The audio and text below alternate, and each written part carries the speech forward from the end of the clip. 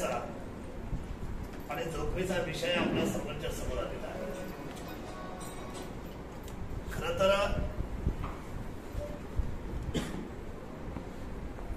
गावगाडा आणि ग्रामपंचायत पदाची भूमिका एक काटेरी मुकुट आहे, तो घेऊन तुम्ही ज्यावेळेला मैदान होता अशा वेळेला तुमच्या समोर अनेक संकट आव्हान म्हणून उभी राहिलेली असतात. मी ह्या सगळ्यांच्या स्टेप्स तुमच्या समोर ठेवतो आणि थोडंसं तुम्हाला मानसिक दृष्टीने मनोबल देऊन सुद्धा आणि उद्याच्या कायद्याच्या दृष्टीने तुम्हाला थोडंसं काही सक्षम मार्गदर्शन सुद्धा मी करणार. खरं तर आपल्याला मिळालेली कारकिर्दी ही मी चांगली केली पाहिजे अशी प्रत्येकाची मानसिकता असते. ज्याला खुर्ची मिळते तर असं वाटतं की मी माझं इम्प्रेशन, मी माझी कारकीर्द ही लोकांसमोर प्रभावी ठेवली पाहिजे. चूक नाहीये, ती बरोबर आहे.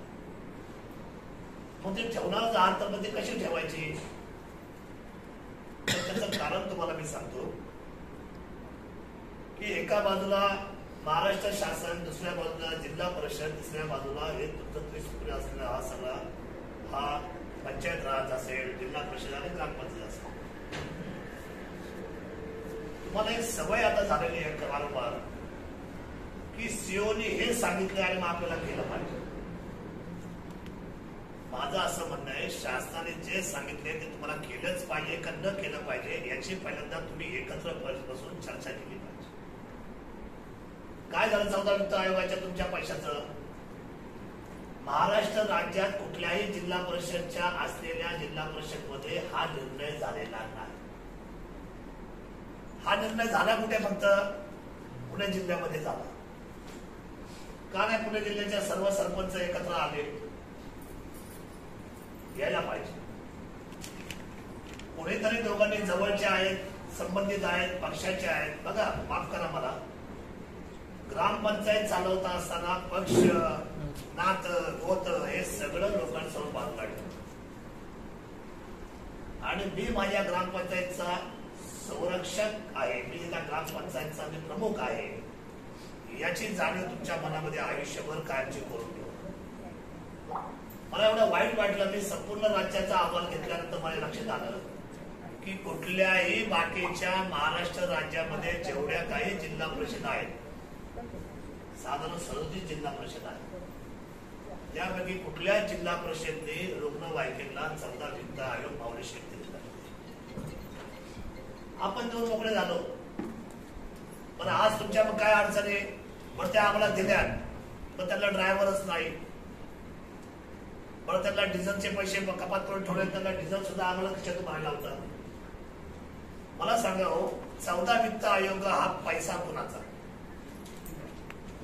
केंद्राचा. 15 वित्त आयोग पैसा कुणाचा? केंद्राचा. अजून आपल्या सर्वांसाठी माहिती ठेवतो की संपूर्ण भारतभरामध्ये मॅक्झिमम असलेल्या राज्यांनी जिल्हा परिषद, पंचायत समिती आपल्याकडे ठेवलेल्या नाही. त्याचं कारण असं आहे, हे म्हणायला त्रिसूत्री आहे, पण सरपंचांचे अधिकार या सगळ्या गोष्टीमुळे मर्यादित झालेले आहेत. तुम्हाला त्याची काही किंमत ठेवलेली नाही. जिल्हा परिषद येतो, भाव खाऊन जातो. पंचायत समिती सदस्य येतो, भाव खाऊन जातो. मुळात असं आहे, त्यांची मदत आपल्याला मिळायची ऐवजी आपल्याच मदतीच्या केंद्राचे पैशाच्या कपाती होत चाललेल्या दिवसेंदिवस. याच्यात खूप सोपं आहे. आपल्याला कुणाचा मान सन्मान तुपायचा नाही, आपल्याला काय बोलायचं नाही, पण कागद आणि कायदा आपल्या हातामध्ये आहे. हे त्यांना करता येत नाही, त्यांना माहित आहे. पण ते लोक म्हणतात की आमच्याकडून नादीच लागायला मोकळं नाही. आणि माझं असं म्हणणं असं, लोकशाहीमध्ये नादी लागावं लागतं. अण्णासाहेब हजारे नादी लागले लोकशाहीच्या, म्हणून माहितीचा अधिकार आपल्याला मिळाला.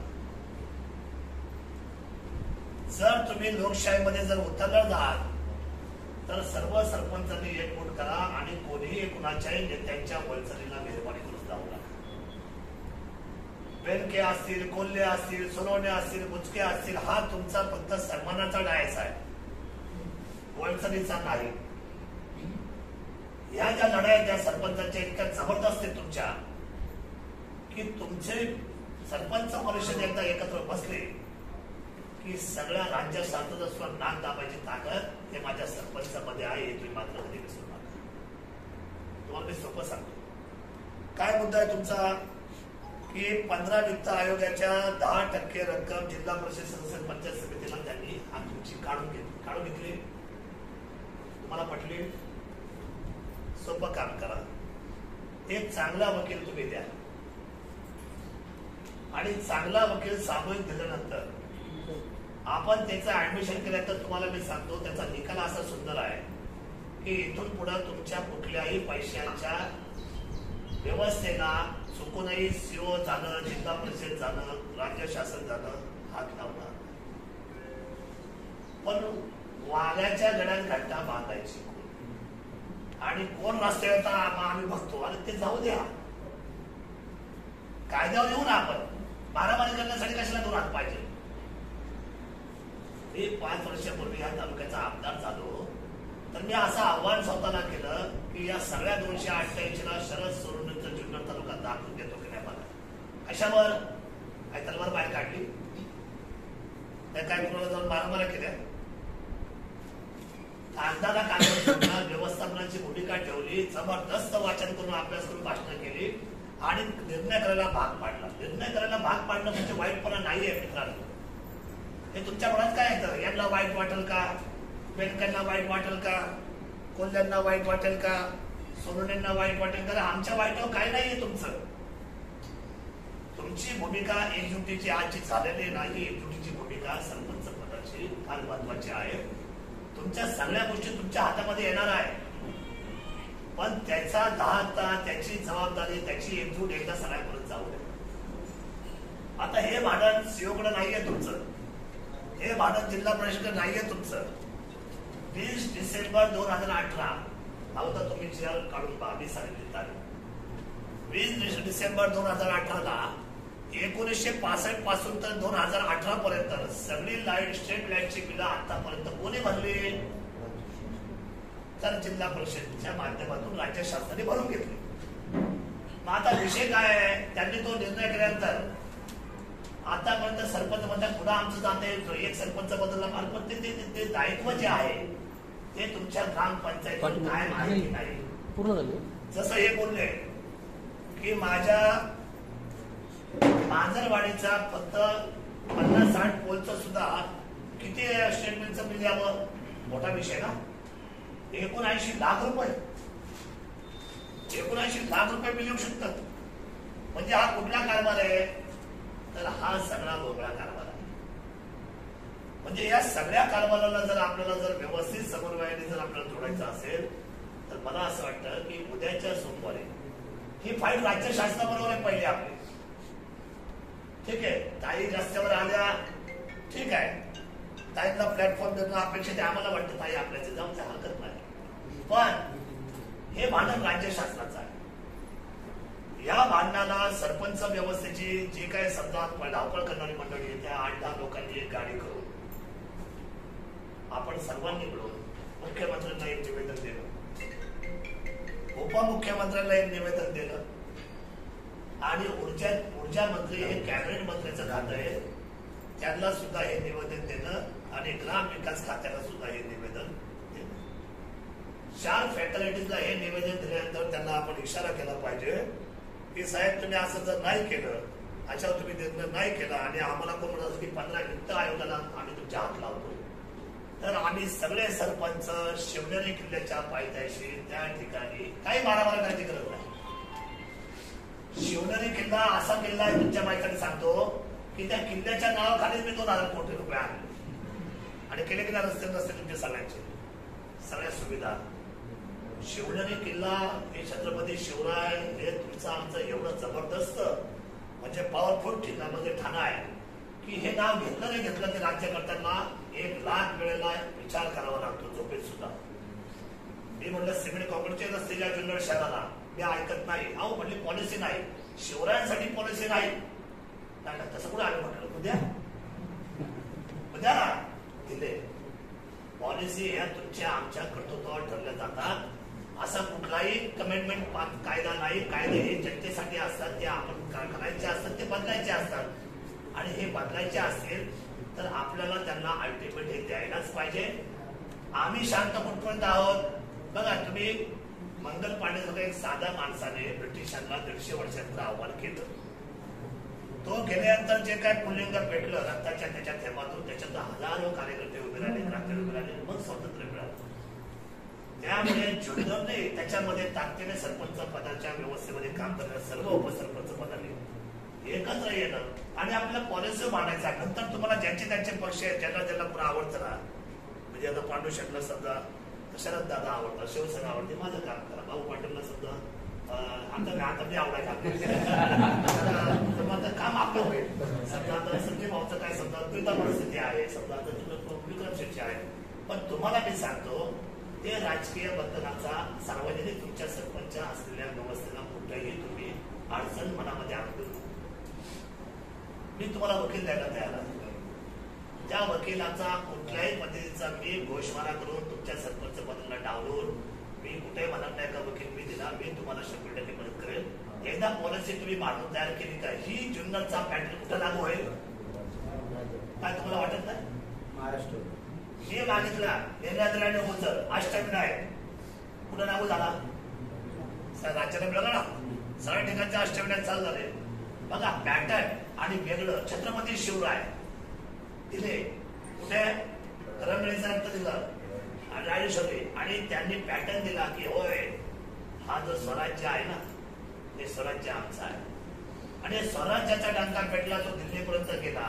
तसं जुन्नर तालुक्याने सातत्याने कोणाची वाट पाहू नका. आंबेगाव मदत करेल का, पांढर मदत करेल का, इकडून खालून तुमच्या संगमनेर मदत करेल का, ही पॉलिसी मॅटर आहे महाराष्ट्र राज्याचं.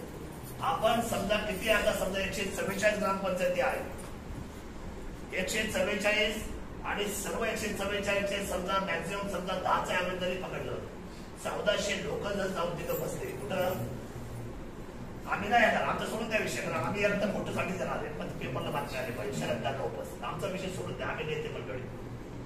पण तुम्ही 1400 मंडळी जर समजा रोज एक एक गाव जाऊन बसलं 100 मला मी सांगतो मुख्यमंत्र्यांना आणि उपमुख्यमंत्र्यांना याची दखल घ्यावीच लागेल. आणि 15 वित्त आयोगाच्या तुमच्या फंडाला कुणाचा पाच सुद्धा त्या ठिकाणी बोट लावणार नाही हा शब्द माझा मात्र तुम्हाला लढाई आपल्याला खांद्यावर घ्यावी लागेल. पत्रव्यवहार केला उद्या मुख्यमंत्र्यांना माहिती लगेच मनाव घेतला असं होणार नाही. उपमुख्यमंत्र्यांनी लगेच मनाव घेतला असं होणार नाही. मी आपल्याला प्रामाणिकपणे सांगतो तुम्हाला जर समजा आता बघा मध्यंतरी यांनी सांगितलं किती वर्ष त्यांना ग्रामपंचायत कळली नाही म्हटले. कोण म्हटले? डेरे पाटील म्हटले 35 वर्ष मला 25 वर्ष मला ग्रामपंचायत कळली नाही. त्याचं खरं आहे ते लोकशाहीची. तुम्ही संजय राव बोलल्याप्रमाणे बाबूराव सरपंच हा मोठा एक आयाम आहे. आपल्याला वाटतं तेवढं सोपं नाही. इथल्या सगळ्या छोट्या सगळ्या गोष्टी आहेत. आता मी पाहिलं ना मी आमदार झाल्यानंतर अल्पसंख्याकांचा निधी महाराष्ट्र राज्यामध्ये आपण खर्च करू शकतो. तुम्ही हेड काढलं ओपन केलं तर मला कळलं की अल्पसंख्याकांचं 1960 पासून म्हणजे जसं महाराष्ट्र राज्य निर्मित झालं तेव्हापासून अल्पसंख्याकांचा हेड असून सुद्धा आपल्याला अल्पसंख्याकांचे पैसे आपल्याला आणताही आणले नाही आणि खर्चही करता आले नाही. मग आपला तो हेड मला मी शोधून काढला, तो अभ्यास केला, त्याच्याशी चर्चा केली, अल्पसंख्याकांची यादी बाहेर काढली, त्याच्यासोबत आम्ही जात जी आहे ती यादी आम्ही त्यांना सबमिट केली आणि मग त्यांना सांगितलं की आमच्या अधिकारामध्ये आमच्या शेष व्यवस्थेप्रमाणे आमची एवढी लोकसंख्या जर अल्पसंख्याची आहे तर तुम्हाला एवढा निधी देण्यात बाबा आहे. त्यांनी नाही म्हटलं तर मला सांगा. हो म्हटले, सहाय्य केल्या आणि कधी ना कुठं भविष्यात असा फंड हा अल्पसंख्याचा आपल्याला. म्हणजे तुम्हाला सांगतो ह्या खुर्च्या आपण खूप सरपंच झालो मी आमदार झालो मला खूप काय कळतं अजिबात नाही. ह्या लोकशाहीमध्ये फार मोठ्या पद्धतीचा आयाम आहे. तो समजून घ्यायला जसं विक्रमराव बोलले की तुम्हाला वाईट वाटेल 1 वर्षाची पद हे ठीक आहे फक्त नाव लावण्यापुरते ठीक आहे चांगलं आहे. वाटतं आपल्याला की मी सरपंच होऊन गेलो, मी उपसरपंच होऊन गेलो, पण मी कुणाच्या कामाला येऊन गेलो. आता माझी आमदारकी 5 वर्षाची मला असं वाटलं की मला अजून खूप काम करायचं बाकी राहिलंय. 5 वर्षामध्ये लोकांच्या दृष्टीने खूप कामं दिसत आहेत पण माझ्या दृष्टीने अजून महाराष्ट्राच्या पटलावर जुळणं देणं फार मोठ्या जबाबदारीचं आहे. हे आमच्या माणसाला मला वाटतं. मी आपल्याला विनंती अशी करतो बाबूराव तुम्ही आणि सगळे सरपंच जो काही आवाज उठवलेला आहे तो अतिशय योग्य आहे. आपल्याला एका बाजूने शास्त्राकडे पत्र घेऊन जायचंय, त्याच्यामध्ये शिवाजी आढळराव पाटील आपली संघटना काम करेल आणि महाविकास आघाडी काम करते.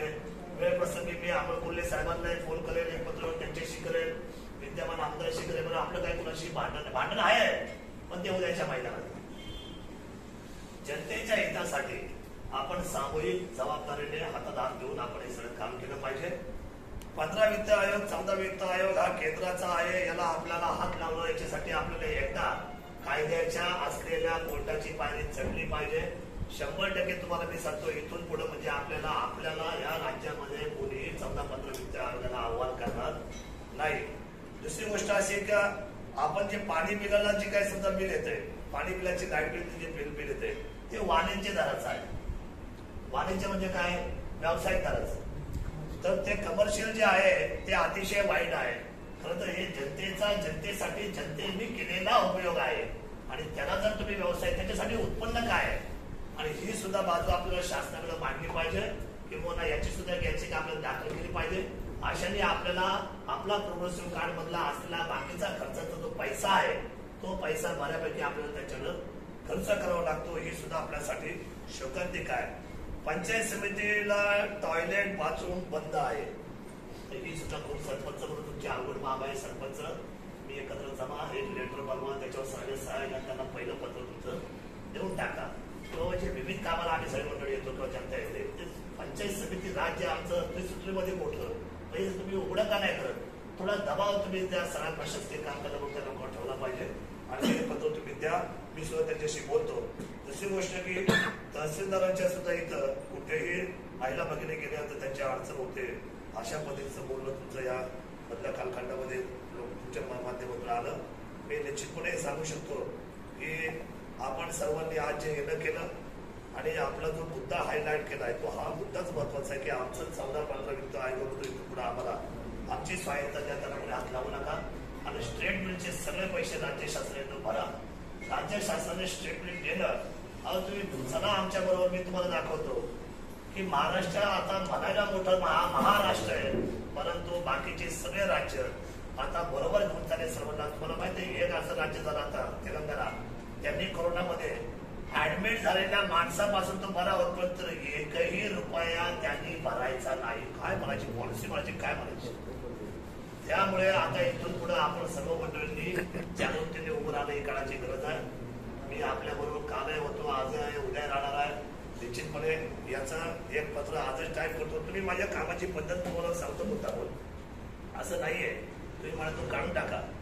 आपल्याकडं भांडण असं कधी विकासामध्ये होत नाही. हे पत्र जे आहे ना, महाराष्ट्रावर आलेल्या कोरोनाच्या संकटामुळे रुग्णांना मोफत उपचार मिळण्याबाबत कोणाला पत्र लिहिलं आहे? उद्धवजी ठाकरे. सेम आशय, महाराष्ट्रावर आलेल्या कोरोनाच्या संकटामुळे रुग्णांना मोफत उपचार मिळण्याबाबत कोणाला लिहिलं आहे? अजित पवार. म्हणजे राज्याच्या मुख्यमंत्री उपमुख्यमंत्र्यांना हे पत्र लिहिलेलं आहे. आता याच्यामध्ये लिहिलेलं आहे वाढलेल्या कोरोनाच्या कार्यकाळामध्ये आपल्याला पाहायला मिळालं की कोण सांगतच नव्हतं की बेड कुठे मिळतील किंवा ऑक्सिजन कुठे मिळेल किंवा काय. तर मी असं लिहिलं, राजेश देशमुख जिल्हाधिकारी, वाढलेल्या कोरोनाच्या कार्यकाळामध्ये जिल्हा तालुका अधिकारी व लोकप्रतिनिधी यांचा कुठेही समन्वय नाही, त्यामुळे मृत्यूचा आकडा वाढला. आता सांगायचं तात्पर्य आपल्याला असं आहे, आपण ज्यावेळेला काम करतो ना त्यावेळेला पक्षीय कामाचं राजकारण हे बाजूला ठेवायचं असतं, ते ठेवले पाहिजे. आपण सर्वांनी अतिशय जबाबदारीने काम करूया. आज हे तुमचं मी निवेदन स्वीकारणार आहे आपल्या सर्वांच्या साक्षीने. हे निवेदन मी आपल्याला अतिशय आश्चर्यपूर्वक सांगतो की उद्याच्या अधिवेशनाच्या पहिल्या दिवशी म्हणजे एक दिवस आधी हे मुख्यमंत्री उपमुख्यमंत्री ऊर्जा मंत्री आणि ग्राममंत्री तुमच्यातल्या प्रमुख लोकांना वेळ काढून यावं लागणार आहे आणि आपण ते निवेदन सादर करायचंय. त्याच्यामध्ये मी माझ्या पत्रामध्ये त्यांना असं म्हणणार आहे की आपण जर समजा 15 वित्त आयोगाला जर हात लावला तर आमचा असलेल्या जुन्नर तालुक्याचे सर्व सरपंच हे त्याच्यानंतर ठिय्या आंदोलन दिलं. काय मला हरकत आहे का? हातात बरोबर दिला तर मला एकट्याला बसावं लागत आणि मी बसणारच. मग आपण सर्व जर एकजूट मूठ मांडली, कारण शेवटी बघा तुम्हाला आधी 2 लाख 5 लाख 10 लाख मिळणं कठीण आहे. मला तो सत्तवाडीचा आमचा सरपंच कुठे गेला मग भेटला होता. मला ते म्हटलं काय बाबा कसं काय चाललंय तुम्ही ग्रामपंचायत? म्हटलं साहेब मला वर्षाला आमचा जो आहे ना, म्हणजे संपूर्ण जो काय लागतो वसूल किती रुपये आहे? तर म्हटलं 3.5 लाख रुपये.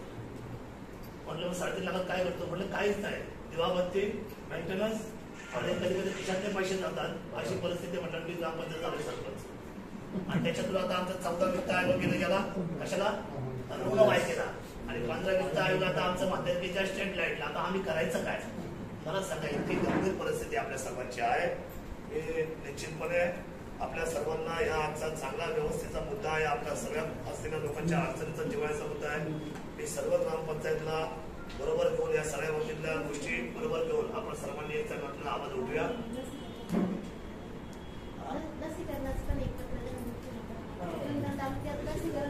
लसीकरणाची देतो मी पत्र. लसीकरणाचा विषय फार महत्वाचा आहे, परंतु हा विषय आणि त्याच्याबरोबर लसीकरण सुरुवात करण्याच्या काळामध्ये उद्या येणारं संकट त्याच्यावरती सुद्धा आपण निर्णय करूया. मी बाबांना सांगेन सगळ्या सरपंचाची जी आता ही मंडळी बसलेली आहे, आपण सर्वांनी निवेदन हात लावा. मी त्याचा स्वीकार करतो, त्याच्यावर मी माझी रिसिव्ह कॉपी देतो आणि आपण जोरात कामाला लागूया मागच्या. आणि ऐका, एक शब्द सांगतो, मेहरबानी करून कोणी सरपंचांनी या 15 वित्त आयोगाची मंजुरी देऊ नये. त्यांनी आडवं लावू द्या, त्यांनी तुम्हाला ब्लॅकमेल करू द्या. 14 वित्त आयोगाला असंच झालं. या सरपंच हो त्यांनी असं सांगितलं, ग्रामसेवकांनी येऊन किंवा व्हिडिओ घेऊन, अहो ते कांदळेवाल्यांनी दिलं, वडगावने दिलं, बाबुरावने दिलं, येडगावने दिलं, पण तुम्हाला काय द्यायला हरकत आहे? पेमकरेवाल्यांना पण तुम्हाला काय हरकत आहे? सत्तवाडी तुम्हाला काय हरकत आहे? उंबरस तुम्हाला काय हरकत आहे? मांजरवाडी. मग आपण म्हटलं जाऊ द्या, पुढे सगळे द्यायचं तर मग आपण देऊ. असं कशाला वाईटपणा घ्यायचा? मी आज तुम्हाला सांगतो, तुम्ही सरपंचांनी तुमची बैठक, महेश तुम्ही सर्वांनी समाजात तुम्ही एकत्र येऊन तुमचे निर्णय तुमच्या एकजुटीने केल्याशिवाय कोणीही कुठल्याही माणसाला न घाबरता कोणताही निधी आता आपला स्वतःहून द्यायचा नाही. हे मान्य आहे तुम्हाला?